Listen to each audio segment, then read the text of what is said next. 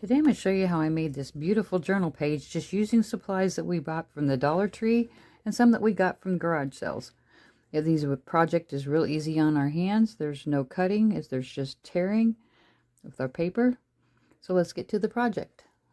Today we're just going to make this cute little journal page using some of the basic stuff that you can get at the Dollar Tree. We're not going to use any fancy supplies or cutouts or anything like that to make this project. So it should be a real affordable project for anyone to make.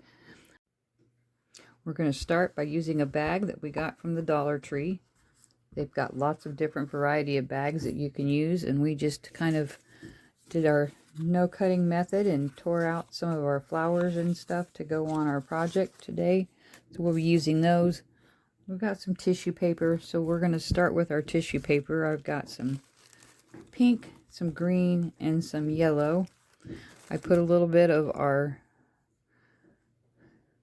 homemade clear gesso.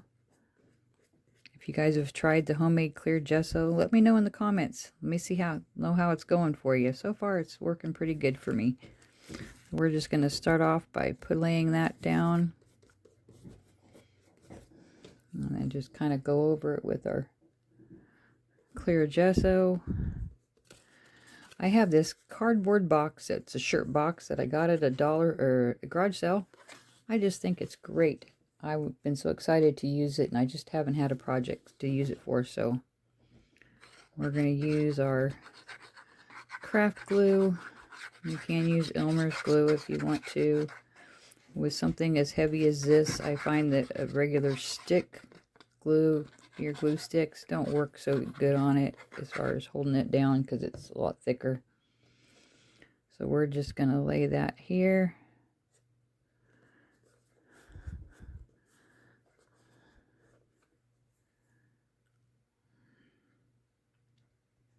I think that looks pretty good there.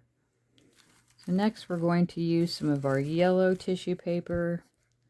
And we're going to go ahead and put some of our clear gesso over the top of this because we're going to be layering our tissue paper over our piece of cardboard there.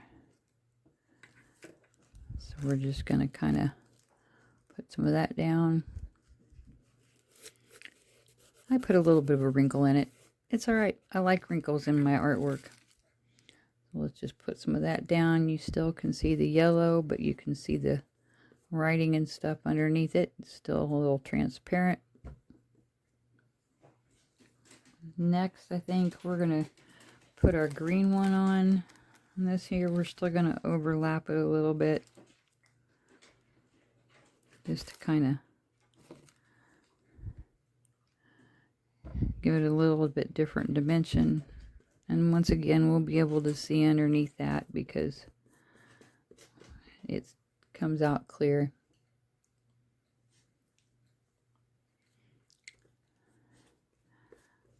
This project's coming together pretty good. It's pretty quick. And then I just have some music sheet that I found at a garage sale. Now we're just going to lay our music sheet down there at the bottom there and put some Mod Podge over it. Okay, we got all that dry, and so now I'm going to take and add some color to the background just to kind of give it a little bit of different look. This here will be easy on our hands. We're not going to do any fancy brushes or anything on the background. We're just going to use a household metal scrubber for dishes, and we're going to add some different colors to our background here. I think we're going to add some teal. I got these sheets from the Dollar Tree. They're just a cutting sheet. I cut it down. And these work good for blending on. If you're using like I'm going to do now, I just need a little bit of paint that we want to use for some texture. We're going to use some green or some teal. We got some purple. And then I'm going to use a little bit of yellow. And then what we're going to do is we're going to just dab our sponge thing, our scrubber here, into some of the paint and then put it on our paper. So let me show you how we do that. First we're going to start off with some of our teal, and let's just kind of dab that, and we'll just kind of It might come off clumpy to begin with, but once you get some on there, then you can kind of just put some where you want it. And we don't want to get too much on because we're doing some of the other colors. You can rinse it out at this point, or if you decide you want to just keep going, you can. Now we're going to use some of our other colors here just to kind of give it some dimension. I think that looks really good. What do you think? Let me know what kind of things you use to make textures with on your projects. And put some dabs of yellow here. I like these projects because they're easy on your hands. If you have a bad hand day because you've got pain. Another thing you can do once you get all your pieces where you want them at, you can take a picture of them with your phone. So that'll help you remember if you're having a brain fog day that it's just kind of hard to concentrate and you have to leave and come back to whatever it is you're working on. It's a little breadcrumb for your mind to follow. There, I think that looks pretty good. I think we've got enough color on there. We're just going to move this aside here. I think we're done with that.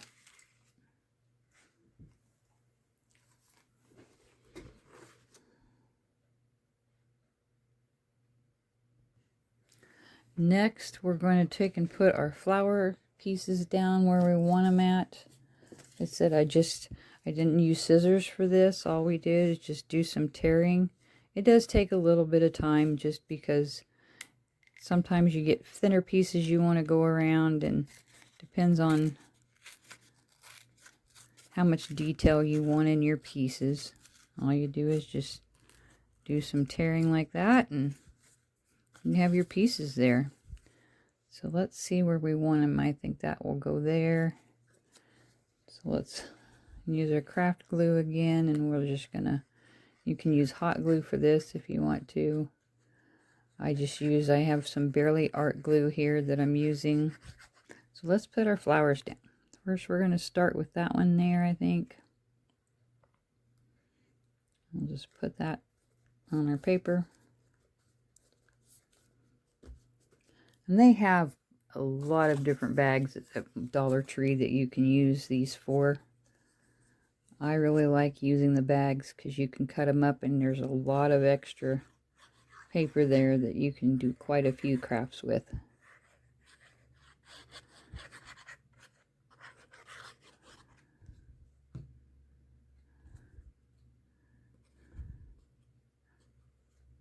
Alright, we're going to put that there. Before I put that one down though, I want to stick this one a little behind it and overlap that piece.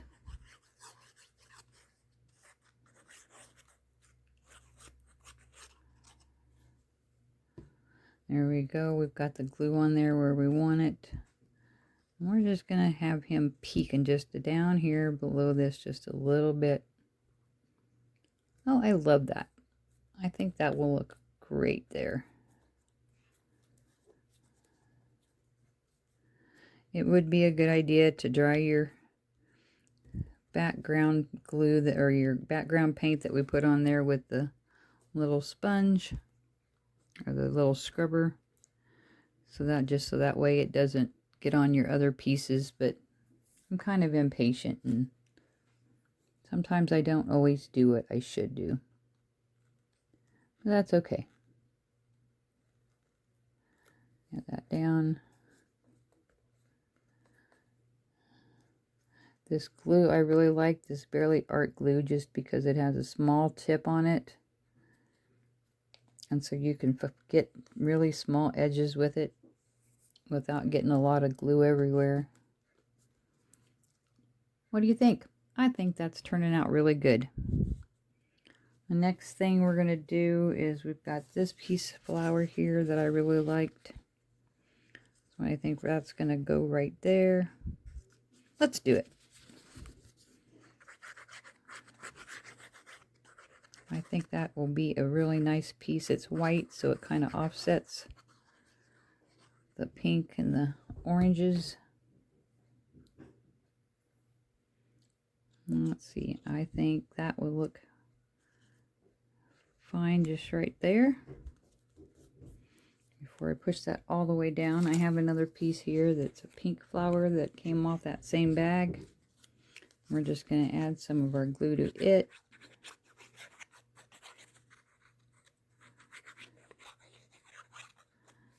There we go.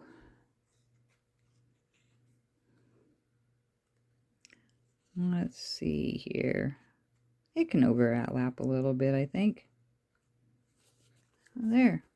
I think that looks really good. And we're getting close to done. That page is not taking us much time at all.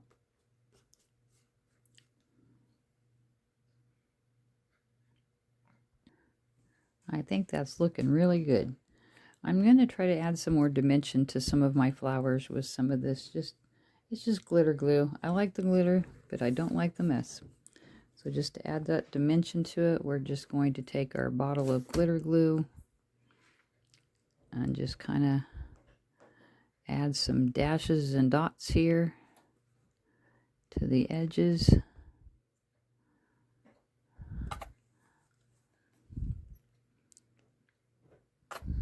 And I think we're going to do the same to the one here on the bottom.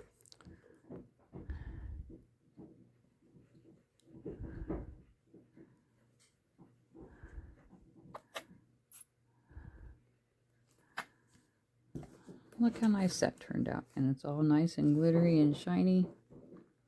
And we'll just let that dry.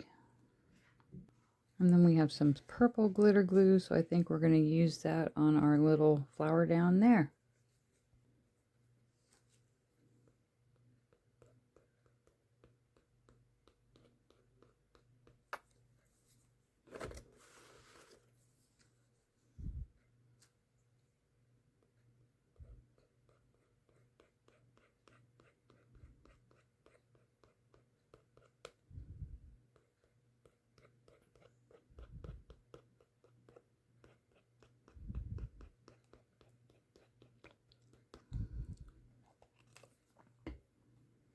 There, and that will dry. These are all dried clear, so you won't see the purple really behind it other than just the glitter. I think that's really turning out really nice. I really like that. I found some of this rickrack that I bought at a garage sale. So I think we're going to try using some of that.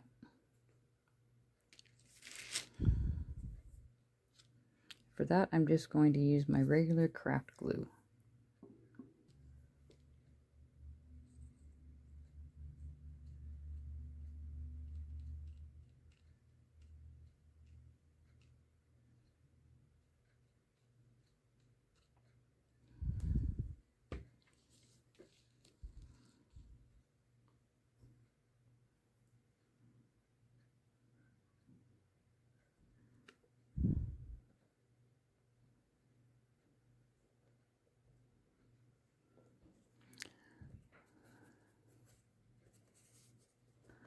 I think that's going to look real nice on there. And next we're going to use some of our yellow.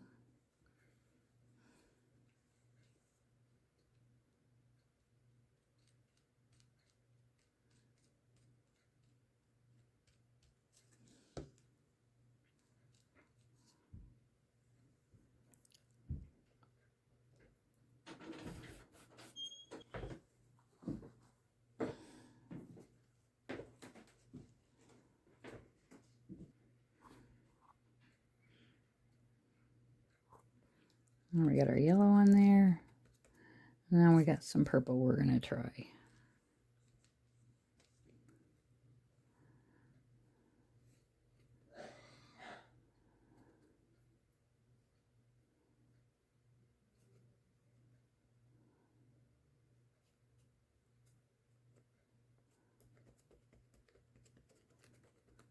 I think that's turning out really good.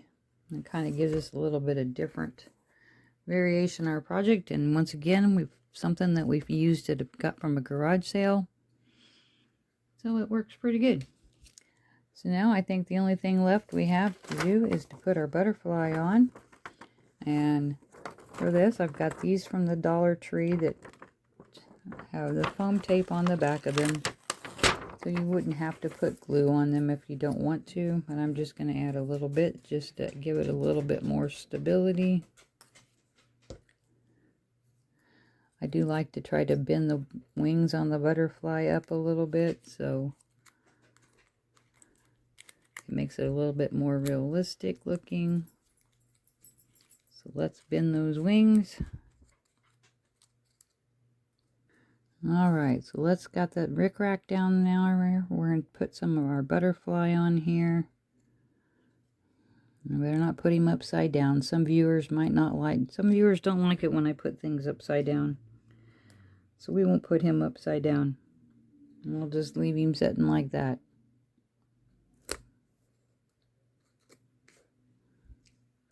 There, I think that's a good place for him. There, our page turned out really nice. I really like that. And it was really inexpensive. We didn't use a lot of expensive supplies. Most of them we can get it at the Dollar Tree. Or my favorite place, garage sales.